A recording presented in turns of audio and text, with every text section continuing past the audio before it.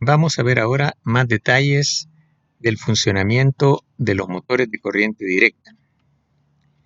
Vamos a mencionar primeramente que los motores de corriente directa se pueden conectar de distintas formas, que denominamos serie, shunt o compuesto.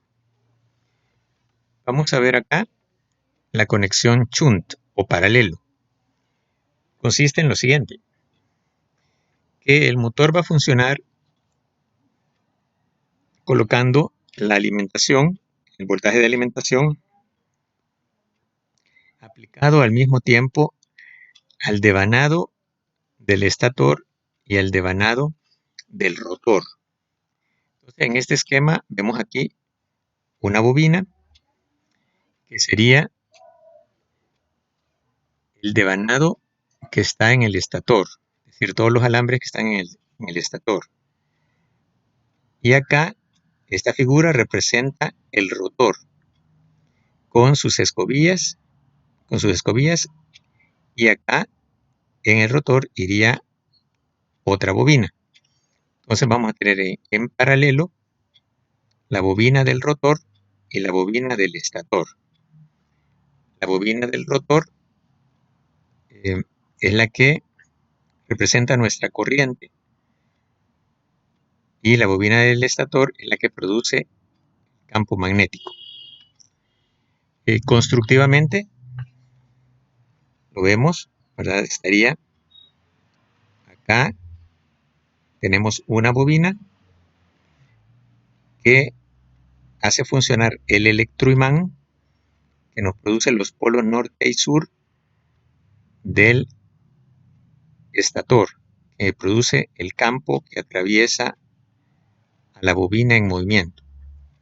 Y por otra parte tenemos aquí donde están las escobillas, el colector, que conectan a las bobinas que están en el rotor, que son las que van a conducir la corriente para que se produzca a la interacción con el campo, se produzca el par.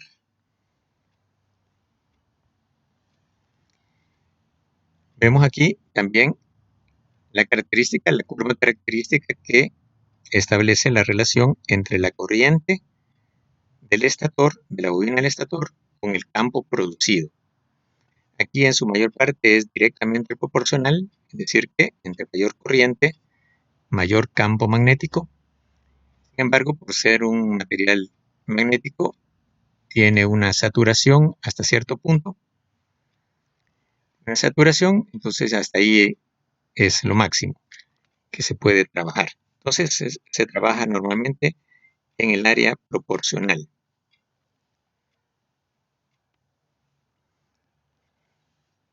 En la parte del rotor vamos a tener la siguiente situación. El rotor consiste eléctricamente en una bobina.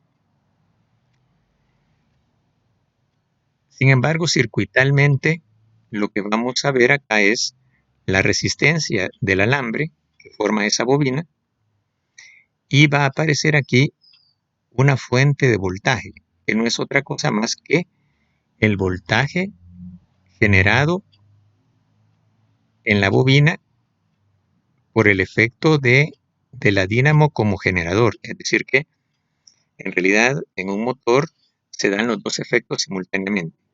El efecto de motor y el efecto de generador, donde predomina el efecto de motor. Entonces, aquí hay un voltaje producido, que es inferior al voltaje aplicado. Entonces, vamos a tener entonces de que en la bobina, en realidad vamos a tener un voltaje más pequeño que el aplicado. Sería la resta del voltaje aplicado menos el voltaje inducido. Y la corriente que consume esta rama sería la caída en la resistencia entre la resistencia.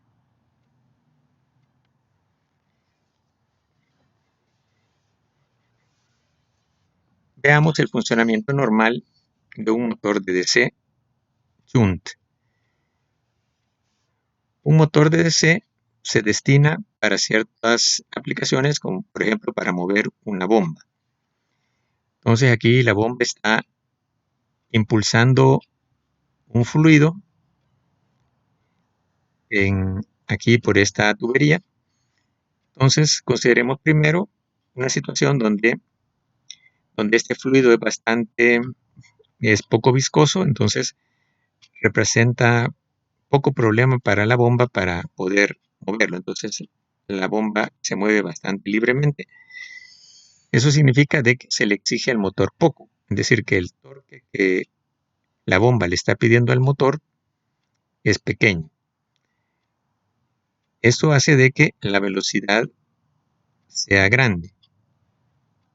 La velocidad sea relativamente grande y vamos a tener de que el voltaje inducido acá está en proporción con la velocidad, ¿verdad?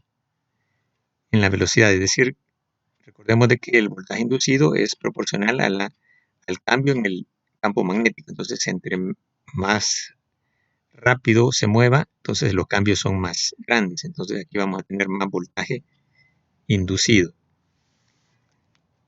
Entonces veamos de que cuando tenemos poca carga, ¿verdad? Se le pide poco torque, la velocidad va a ser alta, el voltaje inducido va a ser alto y la caída aquí va a ser baja. Cuando la caída aquí es baja, entonces la corriente aquí va a ser baja también. Entonces, aquí en el caso del estator, aquí no se ve influenciado por esta situación y podemos colocar una resistencia variable en serie para poder variar la corriente de campo si se desea. Entonces, por otra parte, cuando tengamos aquí una variación en las características del fluido y se hace más difícil mover el fluido, entonces se demanda un torque más grande. Necesita más torque, más fuerza para poder mover el fluido. Eso implica de que la velocidad del motor va a disminuir, el voltaje inducido va a disminuir también porque este es proporcional a la velocidad. Y acá vamos a tener una mayor caída, ¿verdad? Porque la diferencia aquí entre este y este va a ser más grande. Vamos a tener una mayor caída y mayor corriente. Lo mismo, precisamente esta mayor corriente es lo que se necesita para que haya más fuerza. Haya más fuerza y pueda solventarse la demanda. Y todos estos cambios pues no afectan al devanado de campo, es decir, de que el campo magnético es constante en ambos casos. Gráficamente vemos la relación que hay entre torque, velocidad, voltaje inducido y corriente. De este modo, ¿no? O sea, si el torque aumenta, la velocidad baja, el voltaje inducido baja y la corriente aumenta. Y por el contrario, ¿verdad? Si este disminuye, este aumenta y este disminuye. Otra gráfica importante que nosotros tenemos es el de velocidad versus torque. Notamos en la explicación anterior de que hay una relación inversa entre ambos parámetros, ¿verdad? Entonces vamos a tener aquí dos condiciones. El extremo acá con torque bajo es cuando está el motor al vacío. Y cuando tenemos un cierto valor máximo, estamos a plena carga, ¿verdad? La condición del vacío y la condición de plena carga. Entonces al vacío se le exige mínimo torque y tenemos la velocidad más alta. Y a plena carga tenemos una velocidad más baja y aquí es donde se le pide el mayor torque. El motor tiene un poco más para poder funcionar, pero no es recomendable trabajar en esta zona, ¿verdad? Porque se pueden dar recalentamientos y se puede dañar el motor.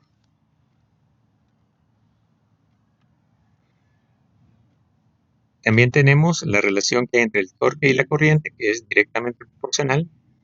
De hecho, o sea, es la corriente la que le da la energía necesaria para que el motor tenga la fuerza para poder trabajar a este torque. Si tenemos a plena carga, pues tendríamos la máxima corriente consumida.